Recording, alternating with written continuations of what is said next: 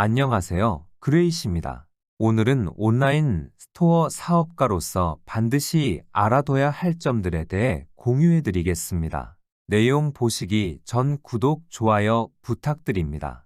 우선 저에 대해 간단하게 설명드리자면 현재 2020년도부터 운영을 시작하여 올해로 온라인 스토어 운영 4년차가 되었습니다. 주로 네이버, 쿠팡윙, 쿠팡 제트배송으로 판매하고 있으며 부업으로 하면서 연매출 2억 수준을 꾸준히 달성하고 있습니다. 처음 시작했을 때는 쉽게 돈 벌 수 있겠다고 생각했지만 현실은 정반대였는데요. 그 과정에서 겪게 된 몇 가지들에 대해 설명드려 보겠습니다. 결론부터 말하자면 사업가가 된다는 건 어려운 일이며 월급쟁이와는 전혀 다른 길을 가야 한다는 것입니다.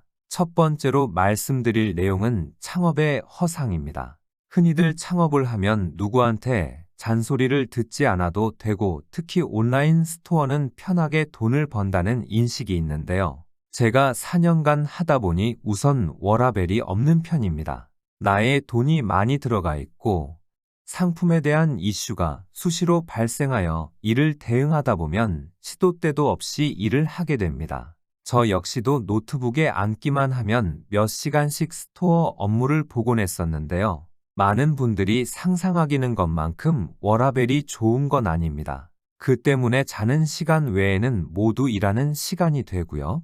여기에 트렌드가 계속 바뀌다 보니 배워야 할 게 계속 있습니다. 저 역시도 뒤처지지 않도록 스터디도 하고 유튜브를 보면서 꾸준히 따라가기 위해 노력하고 있습니다. 또한 고객 응대 과정에서 대인관계에 어려움이 생기며 가장 큰 어려움이 나와의 싸움에서 이겨야 한다는 것입니다. 오로지 내가 생각하고 그 결과도 내가 책임져야 하다 보니 정말 고독할 때가 많습니다. 잘 되면 본전이고 안 되면 내 탓이니 정말 외로운데요. 이를 누구한테 말할 수도 없으니 정말 어려운 것 같습니다. 두 번째로 말씀드릴 내용은 묶이는 자금입니다. 정말 아이러니하게도 장사가 안 돼도 문제지만 장사가 너무 잘 돼도 문제인 경우가 생기는데요. 기본적으로 정산 주기가 쇼핑몰마다 다르고 물건을 어느 정도 판매하면 또 물건을 들여와야 하다 보니 자금은 항상 부족합니다. 네이버의 경우 빠르게 정산을 해주지만 일반적으로는 2달 정도 소요되는데요. 스토어를 운영할 때 자금 운영은 2개월 정도의 여유 기간을 두고 운영하시는 게 좋습니다. 현실적으로 쉽지 않다는 걸 알지만 최대한 자금은 여유 있게 운영하시는 게 좋습니다. 그 때문에 매출은 몇백만 원인데 나한테 남는 돈은 얼마 안 된다는 인식이 생기는데요. 이런 건 특히 위탁 판매를 하다 보면 쉽게 느낄 수 있습니다. 나는 위탁업체에 지금 시점에 비용을 지불하고 가져오지만 고객에게 돈은 2달 동안 묶여 있으니 그 괴리감이 큰 것인데요. 이는 오히려 장사를 더 잘하면 잘할수록 심각해집니다.